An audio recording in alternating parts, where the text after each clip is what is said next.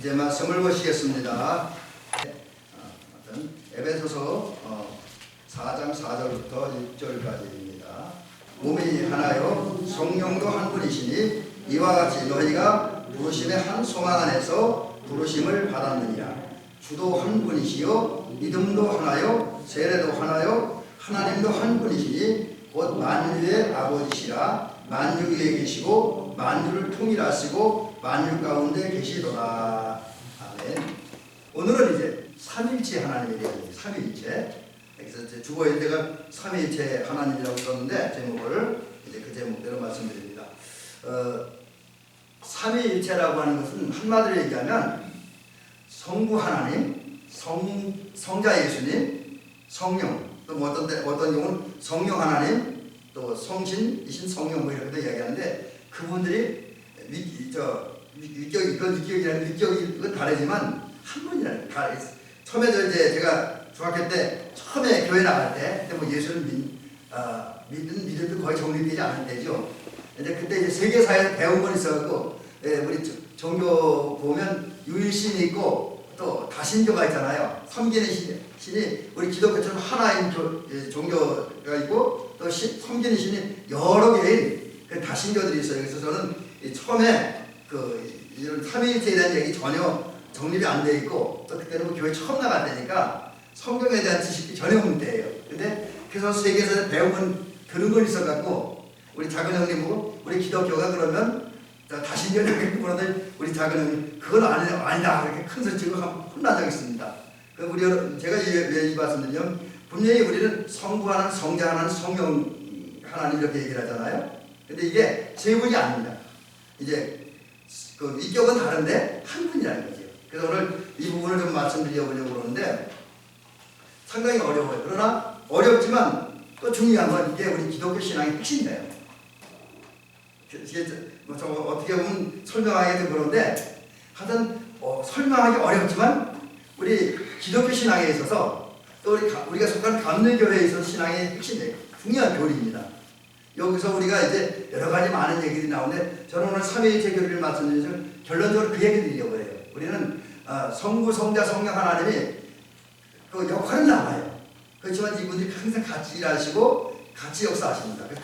정말 아름다웠고 선한 뜻을 이루어가는데 그런 성부, 성자, 성령의 하나님을 형상을 가진 우리가 모든 성도들이 이제 살면서 보면 성도들 간에는 다 다르잖아요. 그죠? 뭐 심지어 뭐 같은 하나님의 성경 같은 부부 생활에도 저하고 사모님 사이도 많이 다르잖아요. 아마 우리 권사님들도 그 전에 보면 서강님들하고 우리 권사님 생각이나 신앙관이 많이 다르잖아요. 또 오늘 이렇게 예배 드려도 우리 권사님의 신앙이 느끼는 것과 또 장로님이 느끼는 것과 제가 느끼는 것이 똑같은 하나님의 말씀을 읽고 들으면서 느끼는 게 다를 수 있어요. 이제 그런 부분에서 삼위일체 교리에 대한 말씀을 드리면서 우리가 서로를 존중하고 또 그러면서 각자 주어진 역할을 감당함으로써 합력과 서로를 이루었으면 하는 말씀을 결론적으로 드리려고 합니다. 근데 그건 나중에 할 얘기고요. 어쨌든 삼위일체 하나님은 성부와 성자와 성령이 한 분이다. 근데 이것은 기독교 신앙에서 가장 중요한 부분이다. 이제 이 부분이 그게 어렵다고 하는 이유가 뭐냐면 성경에 많은 진리의 말씀들이 나옵니다. 그래서 이제 제일 처음에 다루고자 하는 부분이 삼위일체에 대한 우리가 삼위일체에 대한 교리 또는 신학이라는데 그게 성서의 무슨 말씀을 근거로 삼위일체를 얘기하느냐. 이제 이 부분을 한번 살펴보려고 해요. 사실 우리 기독교에서 말하는 모든 것은 성서적인 근거가 없으면 성경에 기초하지 않으면 그건 다 가짜예요. 그죠? 어떤 교리든지 어떤 신학이든지 어떤 설교든지 다 성경에 근거를 두고 있어야 돼요. 그래서 저 같은 경우는 이제 설교 준비하면서 제가 성경을 읽고 이제 감동받는 부분도 있습니다. 근데 저는 그것만 가지고 설교하지 않아요. 왜냐하면 제가 어릴 때 젊었을 때 저 은사 목사님한테 배우기를 설교하던 적어도 이 공식적인 설교이기 때문에 한 사람의 설교자야 한 사람의 성도의 주관적 경험과 어떤 체험만 가지고 설교해서는 안 된다라는 그런 교육을 받았습니다. 그래서 그걸 갖다 신앙적 객관성이 있어야 되는데 그래서 적어도 예수님을 성경 믿는 사람들이라면 모두가 느낄 수 있고 공감할 수 있는 특별히 성경을 읽고 신학을 공부하는 분들이라면 적어도 공감할 수 있고 느낄 수 있는 내용으로 설교해야 된다. 이제 그런 말씀을 전해 들었기 때문에 또 그런 교육을 받았기 때문에 지금도 성경을 읽으면서 어떤 걸 깨닫고 느꼈으면 제 것만 가져가는 게 아니라 다른 목사님들은 이 부분을 어떻게 표현하고 어떻게 해석했는가, 신학자들은 어떻게 했는가, 이것을 비교를 해요. 그래서 너무 튀지 않고 너무 빗나가지 않는 방향에서 해서 가능하면 우리 이제 정말 객관적인 설교를 하려고 합니다. 특히 삼위일체에 대한 얘기 더욱더 그런 것 같아서 좀 많이 신경 썼습니다. 근데 그 중에 이제 그러면 삼위일체에 대한 성경적 근거가 어디 있느냐? 수없이 많이 있는데, 근데 이제 수없이 많이 있다고 하지만, 그러나 또 하나는 삼위일체에 대한 교리를 이야기하기 어렵다는 게 뭐냐면, 우리가 어떻게 구원받느냐, 또 예수님은 누구냐, 성령은 어떤 분이냐, 어떻게 역사하시느냐, 또 교회는 뭐냐, 이런 것에 대한 성경적 근거보다는 사실 삼위일체에 대한 성경적 말씀은 그렇게 많지는 않습니다. 그거 왜 혼자 찍어요? 그러나 그런 가운데서 삼위일체를, 그러니까 성부와 성자와 성령은 같은 하나님, 한 분 하나님이라는 것을 증명하는 말씀들이 좀 있습니다. 그래서 여러 군데가 있는데 한 두세 군데 정도만 말씀을 드리려고 합니다. 그런데 그 중에 첫 번째가 우리가 이제 전도에 대한 얘기를 할 때 많이 하는 그런 말씀이 있습니다. 마태복음 28장 19절부터 20절 말씀이 있습니다. 거기에 보면 그러므로 너희는 가서 모든 족속으로 제자를 삼아 아버지와 아들과 성령의 이름으로 세례를 주고 내가 너희에게 분부한 모든 것을 가르쳐 지키게 하라. 여기에 보면 등장하는 단어가 성부와 아버지와 아들과 성령의 이름으로 가르쳐요. 바로 이분들이 하나라고 하는 거죠. 그래서 주님은 우리에게 명령하시기를 성부와 성자와 성령의 이름으로 모든 사람들에게 나가서 그들을 제자 삼고, 그리고 그 성부와 성자와 성령의 이름으로 예수님께서 가르쳐 주시는 그 진리의 말씀들을, 보여주신 진리의 말씀들을 가르치라, 전파하라, 그리고 그 말씀을 지키게 하는 거죠. 이 말씀에 의하면 성부와 성자 성령 하나님, 삼위일체 하나님의 능력과 힘으로 복음을 전하고 가르치는 거죠. 그래서 이게 이제 성부와 성자와 성령은 같은 하나님, 한 분 하나님이라는 걸 증명하는 첫 번째 성서적 근거이고요. 두 번째는 고린도전서 12장 6절에 보니 말씀인데, 여기 이런 말씀이 있습니다. 성령은 같고 직분은 여러 가지나 주는 같으며 또 사역은 여러 가지나 모든 것을 사람 가운데서 이루시는 하나님은 같으십니다. 여러분 여기 보면 성령도 한 분이고 직분도 한 분이고 그 모든 것을 이루시는 하나님 한 분이야. 이게 성부와 성자와 성령, 이분은 같은 분이고 같은 하나님이다 라는 것을 이야기하고 있죠. 그 다음에 이제 고린도 후서 13장 13절, 여기에 보면 예수 그리스도의 은혜와 하나님의 사랑과 성령의 교통하심이 너희 우리와 함께 있을지어다. 이게 이제 바울이 고린도 교회를 향해서 마지막 축복하며 축도하는 가운데 했던 이야기잖아요. 근데 여기에 보면 어떻게 되냐면 그리스도의 은혜와 하나님의 사랑과 성령의 교통하심이, 이거 줄여 보면 하나님과 예수님과 성령님이 교통하신다는 거예요. 교통한다, 뭐 이게 쉽게 왔다 갔다 한다, 뭐 교제한다, 뭐 이런 얘기겠죠. 바로 이제 성부와 성자와 성령 하나님이 교제한다. 그리고 또 오늘 우리가 읽은 본문에도 보니까 뭐라고 되어 있습니까? 몸이 하나여 성령도 한 분이시니 이와 같이 너희가 한 부르심 안에서 한 소망 안에서 부르심을 받았느니라. 그 다음에 주도 한 분이요 믿음도 하나요 한 분도 하나님도 한 분이시니, 이렇게 얘기하고 있어요. 사실 여기는 어떻게 보면 삼위일체 하나님에 대한 것보다는 이제 교회 연합 통일에 대한 것을 더 많이 강조하고 있는 말씀이긴 합니다. 그러나 이 말씀도 이제 성부와 성자와 성령이 같은 하나님이다라는 사실을 이야기해주고 있습니다.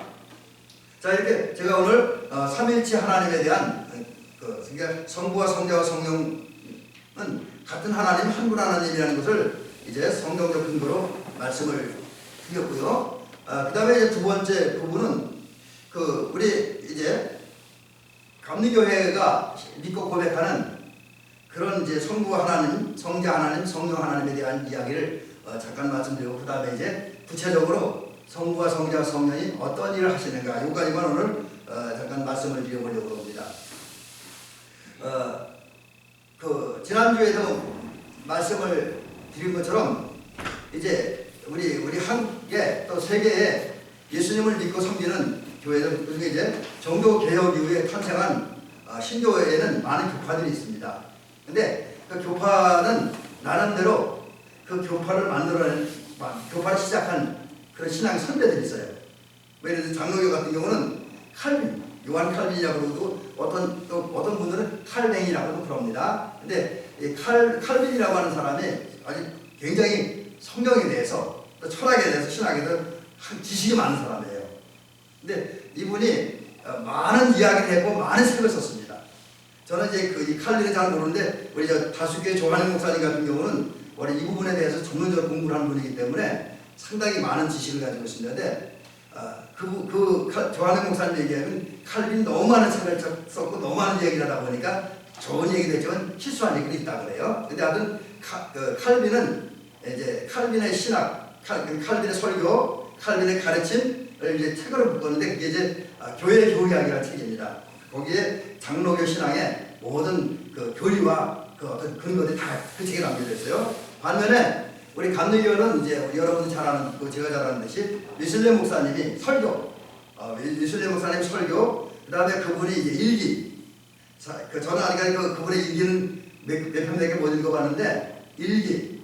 또 그분이 이제 우리 영국 교회는 우리 한국 교회와 다른 게 연회를 하면 이렇게 모여서 그 목사님들하고 신학자들이 또 이렇게 교회 대표들이 교회에 어떤 문제가 발생할 때 그것을 성경적으로 어떻게 처리할 것인가 가지고 논의한다 그래요. 그리고 그걸 글로 기록했는데 그 중에서 우리 기독교 신앙에 상당히 중요한 내용들이 많이 담겨져 있다고 합니다. 그거하고 이제 또 예수대 목사님이 쓴 각 성도들이나 어떤 교회 단체들에게 보낸 편지에 정말 우리 기독교적인 구원론과 하나님 나라에 대한 것들, 예수님에 대한 사상들이 잘 담겨 있습니다. 근데 그게 이제 그걸 근거로 이제 감리교 신학이 나왔는데, 교리가 나왔는데, 그럼 이게 웨슬리 목사님 개인의 이야기냐? 그게 아니고, 웨슬리 목사님은 워낙 성경을 많이 읽고 책을 많이 읽고 또 많은 그 영성 운동가들하고 깊은 대화를 나누었습니다. 그리고 말씀을 실천하고 순종했습니다. 그러다가 체험하고 느끼고 경험한 것들을 이제 그 신앙적으로 또 교리적으로 신학적으로 잘 정리인데 그게 오늘 우리 감리교회가 믿고 신앙 고백하는 거죠. 그래서 우리 낮에 우리가 오늘 우리 교리적 선언, 옛날 말로 교리적 선언을 그리고 감리교 신앙 고백서를 가지고 교독을 했잖아요. 근데 그게 웨슬리 목사님 신앙을 짧게 요약 정리한 거예요. 자, 그 중에 이제 오늘 우리 웨슬리 목사님 우리에게 가르쳐준 삼위일체에 대한 이야기인데 이분이 이런 얘기를 해요. 우선 이게 어렵다는 얘기를 하는 거죠. 우리 인간은 그 누구도 바울도 베드로도 또 칼빈도 요한 루터도 지식적인 한계, 영적인 한계가 있다는 거예요. 그래서 왜 이 말씀을 드리냐면 여러분 우리 그 누구도 우리 하나님 다 알 수 없다는 거예요. 성경을 다 알 수 없다는 거. 영적 세계를 다 알 수 없다는 거. 어쩌면은 저와 여러분들이 오늘 수십 년 동안 믿고 고백하고 그 다음에 이제 성경을 읽고 공부하고 그래서 우리가 깨달은 하나님, 느낀 하나님, 경험한 하나님은 쉽게 얘기해서 많은 하나님이라고 돌아간다면 저와 여러분이 깨달은 건 저 한 부분밖에 안 된다는 거예요. 우리 인간의 지식과 느낌과 감성과 영성에 한계가 있다는 거죠. 그래서 웨슬리 목사님의 가르침에 의하면 그런 얘기예요. 우리가 하나님에 대해 다 할 수 없다. 예수님에 대해 다 할 수 없다. 성령님에 대해 다 할 수 없다. 그래서 그건 우리가 다 알 수 없는 신이다. 이렇게 이야기를 전제를 합니다.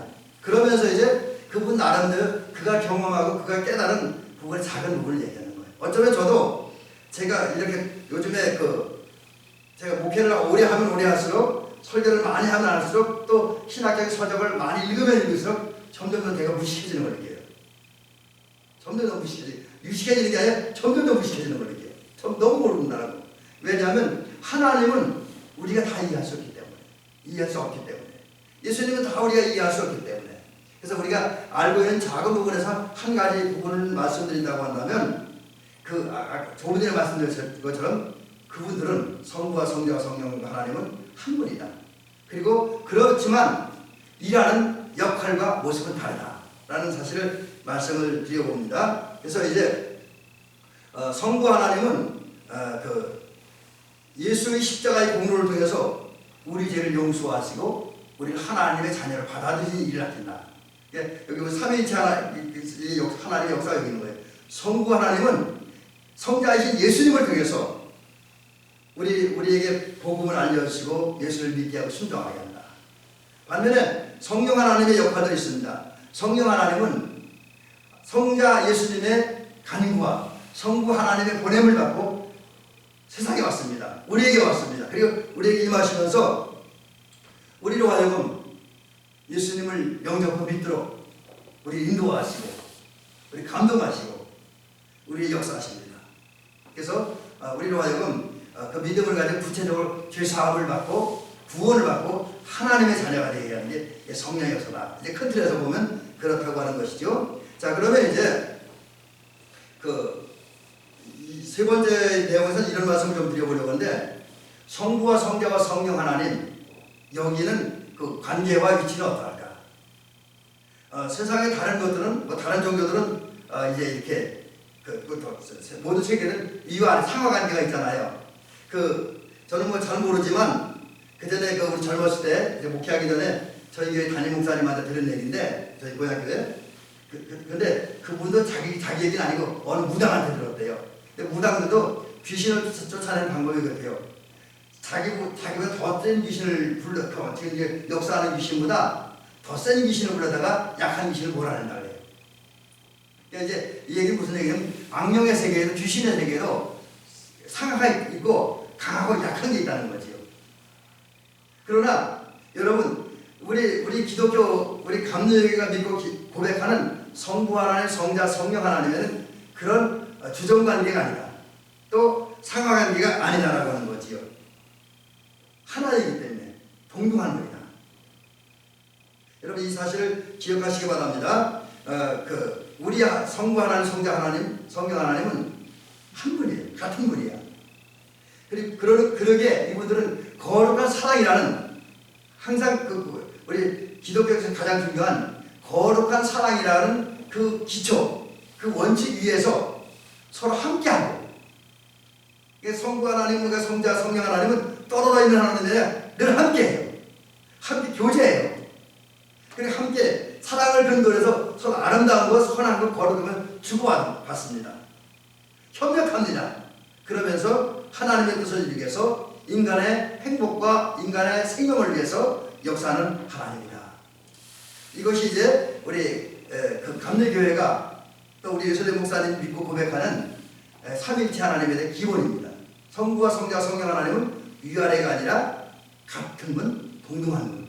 그러면서 서로 협력하며 도우며 일한다. 근데 그 원칙은 거룩한 사랑. 그냥 세속적인 사랑이 아닙니다. 거룩한 사랑. 왜 우리 거룩한 사랑을 중요하게 여기냐면, 사랑에도 의로운 사랑이 있고 불의한 사랑이 있죠. 어떻게 생각하세요? 사랑에 거룩한 사랑이 있다, 의로운 사랑이 있다, 선한 사랑이 있고 악한 사랑이 있다. 이거를 우리 권사님들, 우리 장로님은 어떻게 생각하는지요? 저는 사랑도 분명히 그런 사랑이 있다고 생각을 해요. 왜냐하면 예를 들어서 남녀관계의 사랑을 얘기할 때, 특별히 부부간의 사랑을 얘기할 때, 부부간에 서로 사랑하는 건 그거 정상적인 사랑이죠, 그렇죠? 그건 의로운 사랑입니다. 선한 사랑입니다. 그거 안 하는 부분은 문제가 있는 거예요. 그런데 이제 특별히 사랑이 여러 종류가 있지만, 남녀간의 사랑으로 에로스 사랑이 있는데, 에로스 사랑을 하는 사람들이 자기 아내가 아닌 다른 여자를 사랑하고, 다른 여자하고 같이 이렇게 이상한 짓을 하면 그 불의한 사랑이죠.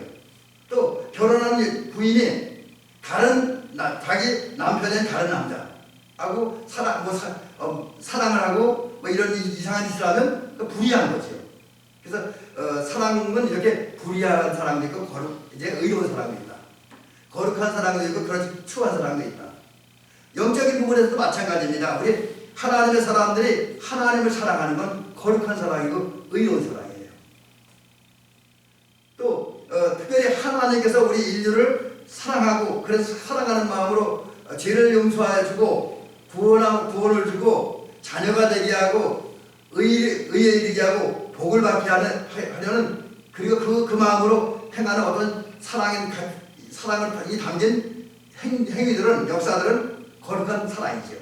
근데 하나님의 사랑은 거룩한 사랑인데, 그 거룩한 사랑을 가지고 삼위 하나님이 서로 협력하고 도우면서 하나님의 뜻을 이루어간다라는 것이죠. 자, 그러면 이제 이 부분도 그렇게 길게는 말씀 안 드릴게요. 성부 하나님, 성자 하나님, 성령 하나님, 이분이 같은 분이긴 해요. 그러나 역할은 달라요. 역할은 다릅니다. 그래서 이 부분을 이제 좀 잠깐 말씀드리는데, 먼저 성부 하나님의 역사, 성부 하나님의 역사는 크게 두 가지를 말씀드리려고 합니다. 뭐 이거는 이게 잘 알고 있는 부분인데, 이거는 모르는 말씀 드리는 게 아니라 아는 말씀을 정리한다는 생각을 해서 들으시면 되겠습니다.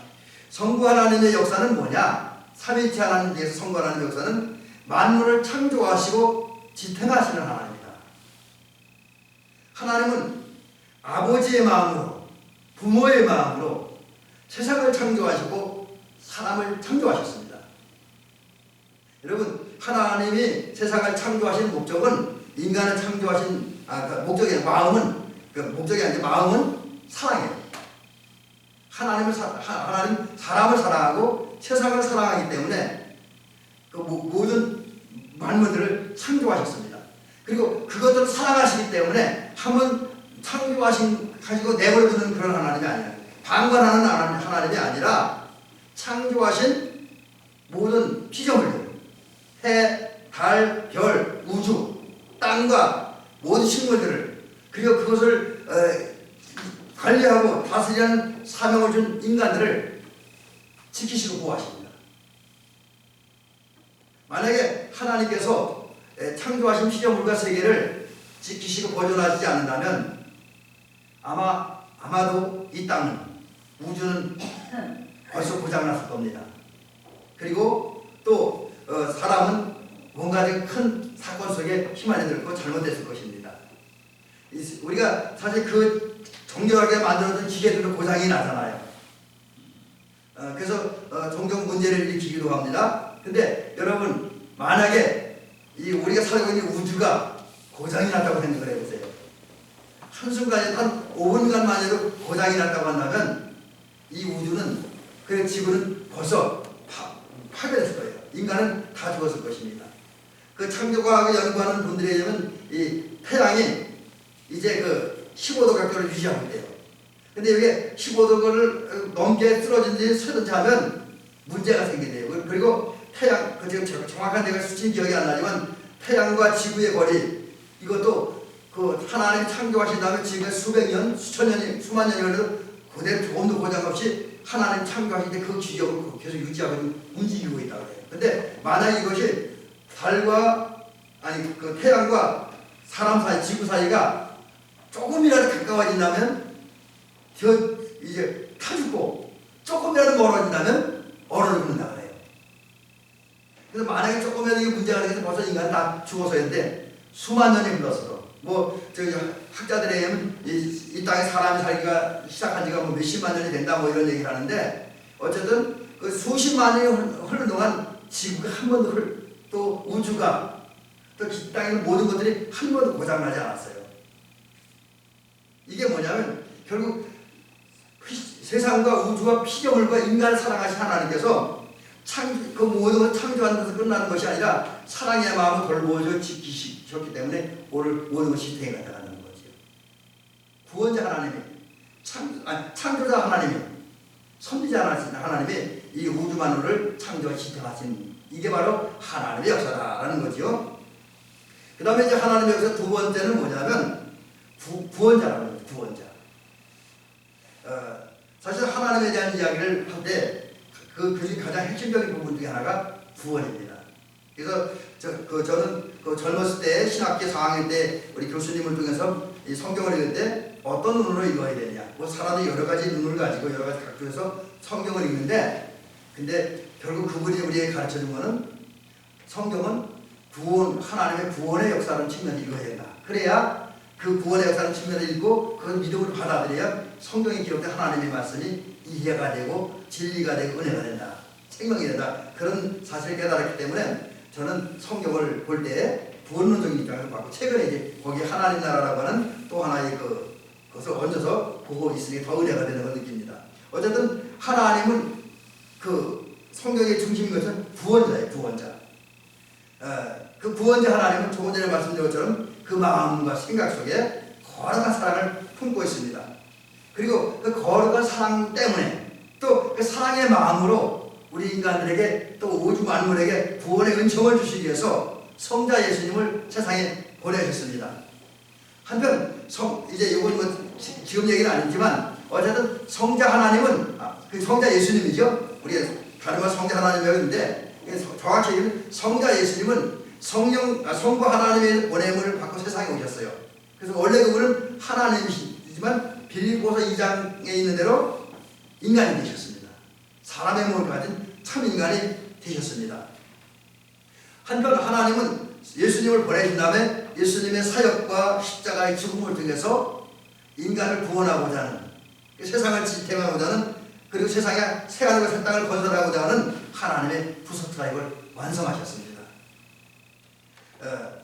그리고 그 구원의 역사를 위해서 이제 모든 걸 다 바치고 성부 하나님의 뜻에 순종했던 예수님은 결국 하나님에 의해서 모든 사람들의 주가 그리스도가 되셨습니다. 여러분 그렇습니다. 하나님의 역사, 성부 하나님의 역사는 예수님을 세상에 보내시고 예수님이 그 인간과 우주 만물을 구원하는, 그리고 이제 그 구원자들 중에서 장차 새하늘과 새 땅을 건설하는 게 구원을 완성하는 거, 하나님 나라를 완성하는 거, 이게 하나님의 역사라는 것이죠. 그 다음에 두 번째는 성자 예수님은 어떤 일을 했느냐. 결국은 이분은 그 성부 하나님에 의해서 세상에 보내진 다음에 그 하나님의 사명을 감당하기 위해서 많은 일을 했지만 그것을 그 웨슬레 목사님 세 가지 딱 요약을 해요. 근데 이거는 웨슬레 목사님의 주장뿐만 아니라 칼빈도 같은 주장을 해요. 사실 이제 여러분들 뭐 이런 얘기까지 굳이 드릴 필요는 없지만 이제 그 신학을 연구하고 교리를 연구하다 보면 칼빈의 그 교리와 가르침과 웨슬레 목사님 가르침은 같은 부분도 꽤 많이 있습니다.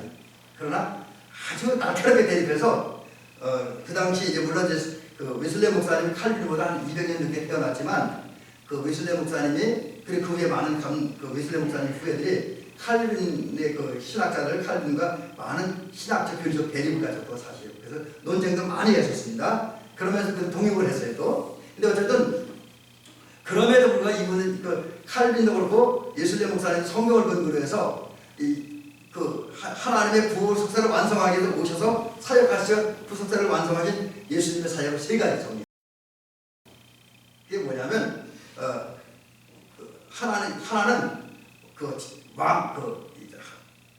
갑자기 이제 헷갈리네요. 왕으로서 사역하겠다. 왕으로서. 그러니까 이제 이거는 우리가 예수님 성경을 보면 예수님이 쉽게 얘기하면 왕이셨기 때문에 바다를 다 다스리잖아요. 그죠? 바다 풍랑이 막 일어나고 제자들 고생하니까 한마디 명령을 해서 바다를 잠잠케 하시잖아요. 이건 왕이기 때문에 가능했다는 거죠. 그리고 왕이셨기 때문에 결국은 이제 그 죄인된 인간을 이제 의인으로 하나님 그 마귀의 어떤 압제와 지배에서 벗어나서 이제 그 하나님 자녀가 되고 의인이 되겠다는 거죠. 이제 왕이시기 때문에 한 사역이다. 그 다음에 제사장, 이제 생각, 순서가 바뀌었는데 제사장은 쉽게 얘기하면 중보사역이죠. 그래서 여러분, 이제 우리가 이제 수요일에 이제 성막을 공부하는데, 성막을 보면 백성들이 하나님께 지도로 나갈 수 없잖아요. 그죠? 성막에 하나 못 들어가잖아요. 그래서 백성들이 하나님께 나가려면 어떻게 합니까? 제사장들을 통해 나가는 거죠.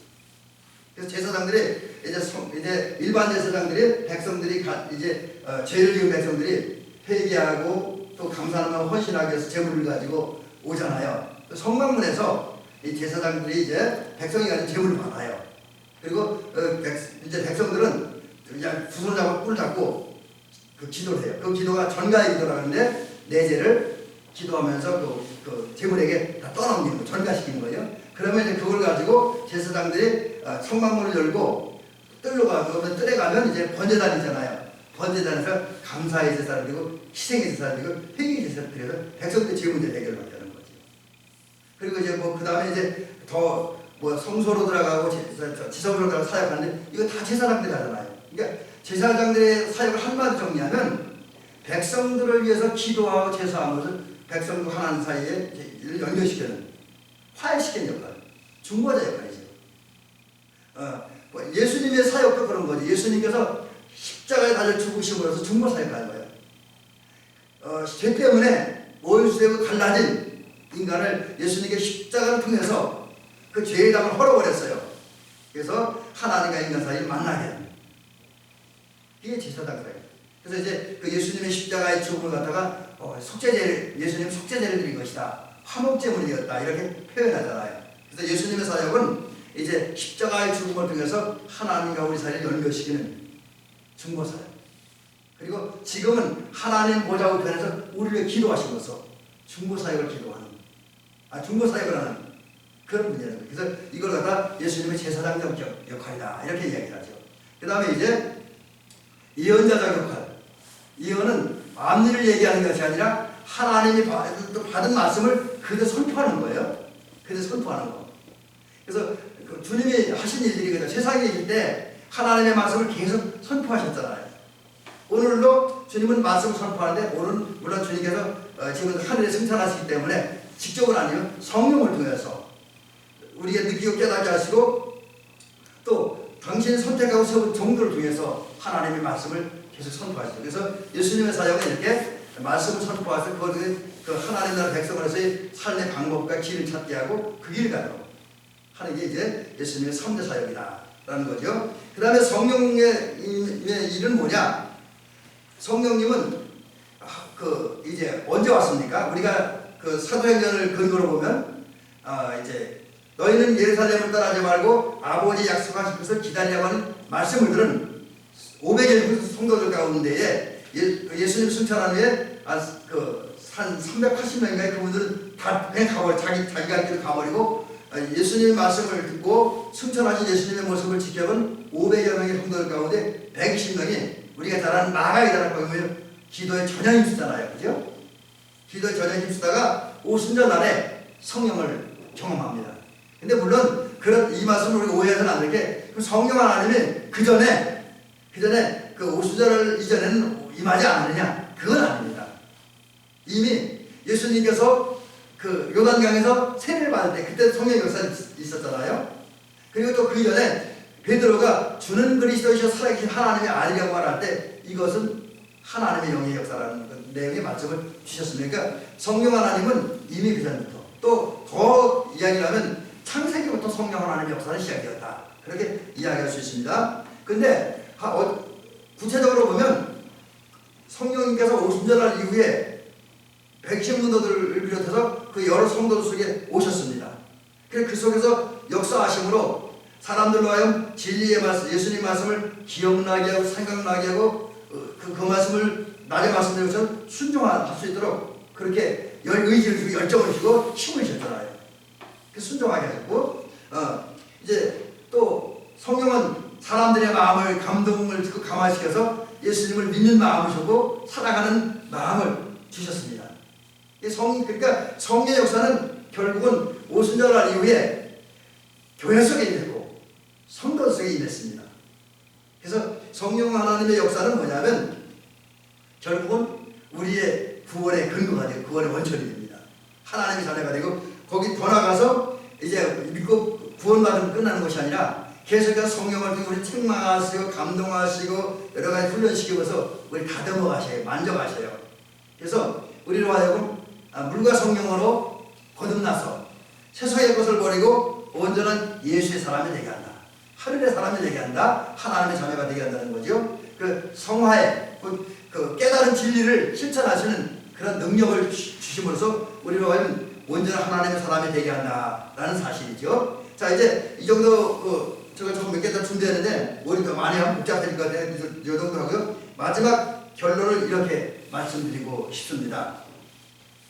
여러분, 제가 처음에 말씀드린 것처럼 성부와 성자와 성령 하나님은 거룩한 사랑을 가지고 같이 함께 계시면서 교류하시면서 같은 목적을 위해서, 특히 같은 목적은 인간 구원을 위해서 세상의 하나님 나라 완성을 위해서 또 하나님 나라 안에 사람들을 들어오게 하기 위해서 역사하신다는 거죠. 이걸 위해서 이제 같이 계시면서 다른 역할을 감당해 나간다는 거죠. 여러분, 이 말씀을 드리면서 우리 대한민국의 성도님들 또 이 땅의 모든 그리스도인들은 이 성부와 성자, 성령 삼일째 하나님의 품성을 지니고 그분과 같은 모습으로 살아가야 될 줄로 믿습니다. 여러분, 성부와 성자와 성령 하나님의 함께 하심과 역사하심과 협력하심의 원칙이 거룩한 사랑이라 했잖아요. 그러므로 우리도 이제 하나님의 은혜로 성령의 도우심으로 우리의 마음과 생각을 거룩한 사랑을 채워야 될 줄 압니다. 거룩한 사랑을 채워야 돼요. 그리고 거룩한 사랑의 마음을 가지고 이제 개인주의와 이기주의와 극단의 어떤 분열과 다툼과 비판과 이런 것이 성행하고 음란과 부도덕함, 불의와 부정함이 판해지는 이러한 세상 속에서 이제 우리는 그 하나님의 뜻이 이루어진, 하나님에 의해 거룩이 이루어진 세상을 만들기 위해서 우리 모든 성도들이 함께 협력을 해야 돼요. 여러분, 주의 일은 어느 사람 혼자만이 할 수 있지는 않습니다. 같이 해야 돼요. 우리가 주의 일 한다는 것은 뭐 교회 안에서 일하는 것만 얘기하는 게 아니라 적어도 우리들이 사역하고 헌신하고 수고함으로 우리 가정을 은혜롭고 우리 지역을 은혜롭고 복되고 행복하고 살기 좋은 세상 만들고 그것도 주님의 일입니다. 이 땅에 있는 사람들이 우리를 통해서 행복을 얻고 특별히 우리가 특히 나타난 예수님의 은혜와 사랑을 통해서 그들이 예수님 발견하고 예수 안에서 은혜를 평화로 행복을 얻는다고 한다면 그것도 하나님의 일인데 이런 하나님의 일을 위해서 우리 거룩한 사랑의 마음으로 협력을 해야 돼요. 협력을 해야 돼요. 물론 사람마다 위치가 다르고 사상이 다르고 성격이 다릅니다. 상황이 다릅니다. 그러게 모든 사람들의 역사가 다 똑같을 수는 없습니다. 또 모든 다 똑같은 방법을 똑같이 이해해야 된다는 것도 아니고 그럴 필요도 없습니다. 다만 우리는 일하는 방법이나 과정이나 뭐 여러 가지 차이는 있을 수 있습니다. 또 그렇지만 자기의 있는 위치에서 자기에게 주어진 재능과 은사와 특징을 가지고 하나님 원하는 세상, 특별히 하나님의 뜻이 이루어진 하나님의 의와 하나님의 평강과 하나님의 기쁨이 충만한 한마디로 행복한 세상을 만들기 위해서 곧 하나님 나라가 이루어진 세상을 만들기 위해서 우리는 각자의 위치에서 자기 역할을 감당해야 됩니다. 그러면서도 우리는 또한 이제 분열하지 말고 다투지 말고 비록 일 자리가 다르고 상황이 다르지만 그래도 마음을 서로 협력하고 응원해주고 기도하면서 함께 협력하는 저와 여러분이 될 줄 믿습니다. 그래서 성부 하나님, 성자, 성령 하나님이 합력해서 선을 이루었던 것처럼 저와 여러분도 성부, 성자, 성령의 하나님의 마음 그런 모습으로 살아서 이 땅에 선을 이루어서 오늘 우리 때문에 우리 가정이 좋아지고 우리 교회가 좋아지고 우리 마을이 좋아지시기를 주의 이름으로 축원합니다.